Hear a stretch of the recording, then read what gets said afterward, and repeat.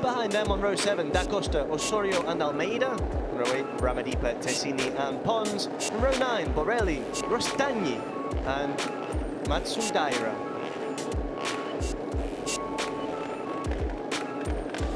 On row 10, via Tamburini and Gabrini, the last two, of course, getting through the last chance race.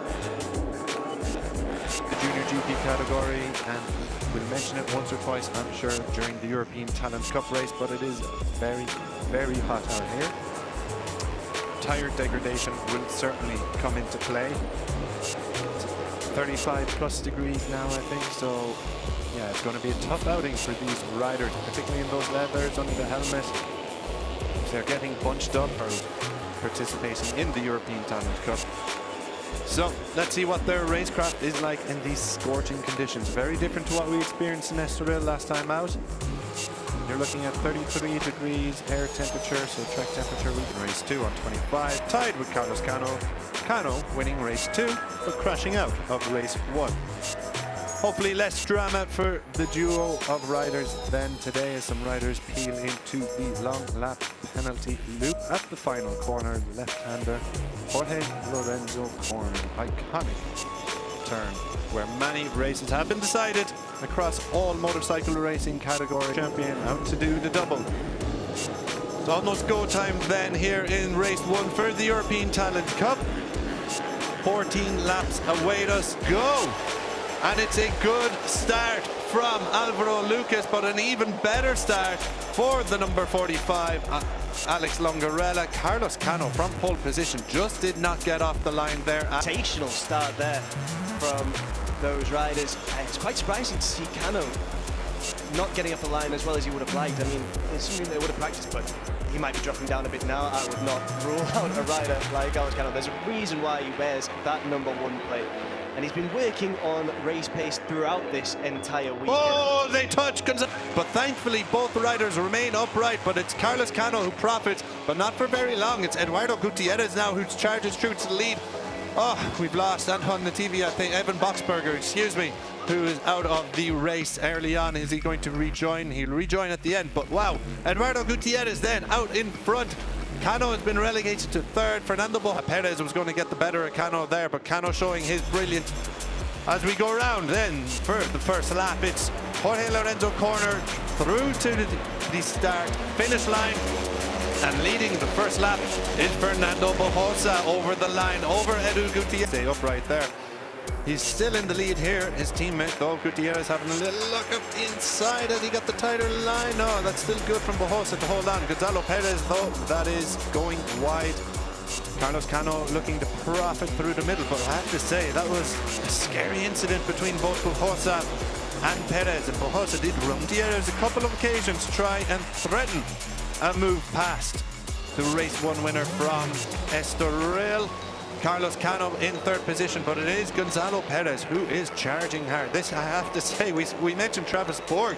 We thought was going to have an aggressive start, but Borg is that bike. So they race 1 over, not day over for Boxberger. Now, down the front straight we go. It's Bojosa who led over the line, and Alvaro Lucas getting up the inside of Gonzalo Perez there. Very close, you would have to say. Gutierrez, Cano holds into 3rd position. Gonzalo Perez, we've seen him make a couple moves already on Cano. And here comes another one. He takes P3 out off the hands of Cano. Then it is Alex Longarella who had that dream start on lap 1, but he's fallen off the pace somewhat of the leaders. It's very much a racing incident, but it was Bojosa who went into the back of Perez that time around. But twice they've collided already across the opening 3 laps, Connor, and they're still running here in podium contention, in victory contention. European Talent Cup, it's hot. Joy here. Bojosa's doing incredibly well to maintain this pace in this heat for the time being, but this leading group is going to be making it so difficult for him. Now we just have confirmation of a new best race lap for Kapushin, 1:48.6. That's an absolutely sensational cracking result. There he is, the number 70, side by side with Ignacio Galan. If he can get himself up a little bit further, you never know. Karpushin very much in contention here if he maintains that pace. But back out front, it's Alex Longarella who has taken the lead over Fernando Bojosa. I know though, Shocking start, but it hasn't cost him too dearly, you have to say, with this lead group forming. Now, Yaroslav Karpushin at the Frando Racing VHC team set a 148.6 last time around.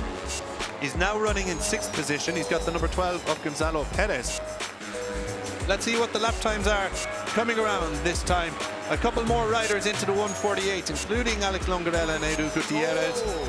Indeed, Gutierrez just missing out on the 148. Gonzalo Perez in there, Alvaro Lucas in there as well. Karpushin though. Yeah, absolutely. We just saw an excellent move from Bujosa there to move into P2, and now he's right on the back wheel of Alex Longarella. So Bujosa biding his time now for the time being, but he's going to be making his move soon. You can be sure of that. Well, Cano also. It's just... He was knocked once, he was knocked twice, but it's the 3rd time that he falls down. A collision lap or 2 ago. But now this time there is no saving it for the number 12. Let's have a look at what went wrong here. This time is he into the just the wheel there. Into the back of, was that, it wasn't Jose again, was it? No, it was Edu Gutierrez. Yeah. So and the chaos, and I don't know where to look, Connor, but it's Bujosa who's leading, Alex Longarella in 2nd position. There's no surprises there, but look at that, Yaroslav Karpushin. He is charging hard here, and he is in the podium places. Carlos Cano is back in 5th position, and Alvaro Lucas is in 4th. It's the ATC, and anything can happen in Estoril, and he's delivering again here in Jerez. Yeah, Bujosa, Longarella, Carlos Cano. It's the usual suspects, but I don't think I'm mentioning it enough, but Yaroslav Karpushin, look at him now, he takes the inside line. Is he going from P3 into P2? Well, there's a few riders of Gorilla as we speak. The Snipers IGAX team, number 45, but he's got Bujosa now making a move up the inside, 3 abreast, just outside the podium position. Look at this. This is brilliant, brilliant racing. ATC at its very, very best. Karpushin, is he going to make a move? He's not going to, as we head towards the final corner on this lap, turn number 13, and we're going into the start-finish straight. Alvaro Lucas there, firing it up the inside, taking the narrower, tighter line around the Jorge Lorenzo corner. In 4th position, Carlos Cano still riding in 5th. He's battling with the number 14 of Edu Gutierrez, and Cano does get ahead of Gutierrez. Then at the back of that, it's Ignacio Galan. Galan, one of the only riders still in the 148. Also Yaroslav Karpushin. Less and less as this race goes on. That track is going to be sweating in this sweltering heat. And Cano looks like he might have Carlos just Cano, but look at this move from the inside. It's Alvaro Lucas now, who's leading. But did you see that move from Fernando Bujosa, cutting in behind Cano? Brilliant stuff, and now he leads ahead of Alvaro Lucas. Yeah, I was just how the riders took advantage of the straight and the slipstream, and it's proving to be very important yet again. Absolutely. Getting into the slipstream here can be pivotal. It's not quite as long, the straight here. Final corner and about the lead going across the line. But we're going to see Fernando Bujosa pull out of his slipstream and make a move for the lead. No, we're not. We're going to see Yaroslav Karpushin relegate Bujosa to 3rd position. Karpushin showing some incredible pace here. Brilliant stuff from the Kyrgyzstani rider. Carlos Cano then getting in the inside of the number 14, Edu Gutierrez, and forcing Gutierrez wide. That's calling into the lead. Cano making move for 3rd position, with Alvaro Lucas settling into 2nd position. Karpushin then is very much one of the fastest riders on track once again. Karpushin a 149.6, so it's a little bit slower than we have been going, but there's a lot more chopping and changing. Yeah, it's Bujosa now who's leading from... Who haven't they? Just going in, Danny Pedrosa corner there, I think. Or indeed, it's the turn 5, but... Yeah, unfortunate then. Cantos starting pretty high up on the grid in 3rd row, so disappointment for him as it is for new rider, the number 46, Alvaro Lucas. Oh, he's a bit of a bobble there coming around turn 1, wasn't there? Well, he's battling for the lead, but he's dropped down again. He's shaking there a little bit. So, Alvaro Lucas very much in the fight here, but not his best moment in this race. Back out front, it's Fernando Bujosa over Alex. We see it's going to chop and change once again here in the chasing pack behind them. Yeah, but out front it remains Longarella over Bujosa with Carlos Cano. Yeah, absolutely. I mean, what a race so far. This has been absolutely incredible. And I was just saying there, Chris, the positioning going into turn 6 seems to be so important. Aiming up the rankings here, and with a rider of his caliber, you know that he knows what he's doing, and he's just waiting for his moment. For the time being, he's still got Buhosa and Longarella to deal with. Yeah, absolutely. So we're about to clock off another lap. Around Jorge Lorenzo corner we go once again, and after still running in fourth position, Jaroslav Karpushin, Fernando Buhosa. Again, another bizarre moment for the number 69 AC Racing Team rider, but he's still upright. So it's cost him a couple of positions, but here we look at the group behind, which Rodriguez out of the season. He's going to fall to the back of this group. But this is for some good point scoring positions up for grabs here. This is from the number 4 of Gabriel Tassini in P8, going all the way back to P13, I think, with Carlos Martinez or Izan Rodriguez in P14. So it's a corner, lap and a half to go. This is the battle for 8th. Travis Borg's just overtaken Rabadipa there. Yeah, and a little bit further back we see a black flag for Mikey Lou Sanchez. A little bit more, if it's on offer. Absolutely. And then back out front, it's Fernando Buhosa who's leading over Karpushan. Here we go then. Alvaro Lucas in 3rd position. Carlos Cano has made a comeback. Alex Longarella looking for a top and 6th position. Carlos Cano, he was posting a couple of slower laps. Very lucky to still be in the race after that massive moment. But now he's very much in victory fight here. Last lap it is then, Connor. Yeah, this is absolutely incredible. Cano did so well to stay on that bike when he had that moment as well. Oh, he's had another over for Carlos Cano after a moment with Alex Longarella. Longarella has now exceeded track limits at that corner. Back out front though, it's Alvaro Lucas who's about to challenge Fernando Buhosa for the lead. He's looking to get the inside line. Now, this is going to be Coming around absolutely turn 5. crucial going into turn 6. The positioning here is going to be vital for how this lap results. Look at that from Karpushin there. Who's The lead over Alvaro Lucas. In 3rd place, it's Alex Longarella. Karpushin has now dropped out of the podium position. But surely a move is going to come. Where is it going to come? It has to be at the Jorge Lorenzo corner. Will there be an opportunity before? Well, at turn 9, are we going to see anything? Not quite yet. It's going to come. It's coming at the Jorge Lorenzo corner, the final corner. And then, perhaps, out of the slipstream. So, it's Buhosa leading into the final corner. Alvaro Lucas is going to try one up the inside, as is Alex Longarella. Karpushin and Cano clash. Karpushin and Cano crash. It's a crash for Karpushin. Cano is going on, but Fernando Buhosa has to settle for 2nd. Alex Longarella, a 3rd podium in the row, but his victory race goes on. Ignacio Galan then. He had fallen off that top 6 group, but he finishes 5th after that incident between Carlos Cano, Jaroslav Karpushin, his brilliant ride. Aksi heroik Ramadipa, start P22 finish 2 kali top, 10 DTC Jerez 2025.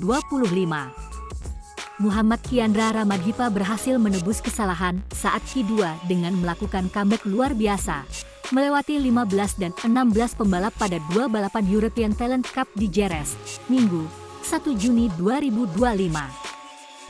Pembalap Honda Asia Dream Racing Junior Team tersebut finish di posisi ke-7 dan ke-6 pada masing-masing balapan. Veda Ega Pratama berhasil menyelesaikan 2 balapan pertamanya di Junior GP, serta memanfaatkan akhir pekan ini untuk adaptasi dan mendapatkan pengalaman setelah pulih dari cedera kaki kanan yang didapatkan bulan lalu. Pembalap Astra Honda tersebut finish di posisi ke-21 pada kedua balapan. Suhu di Jerez sangat tinggi pada Ahad kemarin membuat para pebalap harus berjuang di kondisi yang sangat panas sejak pagi. Di kelas CTC, Ramadipa memulai balapan pertama dengan sangat bagus dan naik 2 posisi pada lap pertama. Pada lap kedua, dengan kesadaran tidak boleh lepas dari grup, pebalap Honda Asia Dream Racing Junior Team tersebut naik 2 posisi lagi agar bisa bergabung dengan grup. Setelah sepertiga balapan, Ramadipa berhasil masuk posisi 15 besar. 1 lap kemudian dia sudah memimpin grup ketiga dan berusaha mendekati para pebalap yang bersaing untuk memperebutkan posisi ke-8. Pada sepertiga bagian terakhir balapan, wakil Indonesia tersebut bersaing dengan 6 pebalap lain untuk mendapatkan posisi ke-8. Karena ada 1 pembalap di depan yang terjatuh di tikungan terakhir, Ramadipa bisa finish di urutan ke-7, naik 15 posisi dalam 14 lap balapan. Setelah balapan pertama dan menyadari potensinya, Pramadipa berusaha untuk mengulanginya saat balapan kedua.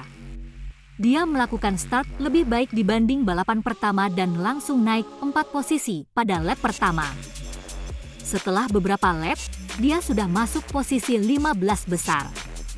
Kecelakaan yang melibatkan beberapa pebalap di depan Pramadipa menguntungkan 6 pebalap di depan untuk membuka jarak. Pramadipa berhasil memimpin grup kedua di posisi ke-7. Saat bersaing dengan Gabriel Tessini dan lebih dari 10 pembalap lain, kecelakaan lain terjadi di grup depan yang membuat Pramadipa bisa berada di posisi keempat. Namun, kesalahan kecil pada lap terakhir membuatnya finish di posisi ke-6. Secara keseluruhan, akhir pekan ini jadi pembelajaran bagi kedua pembalap Astra Honda yang turun di Junior GP dan European Talent Cup yang terus melangkah pasti dalam proses adaptasi mereka di persaingan Eropa.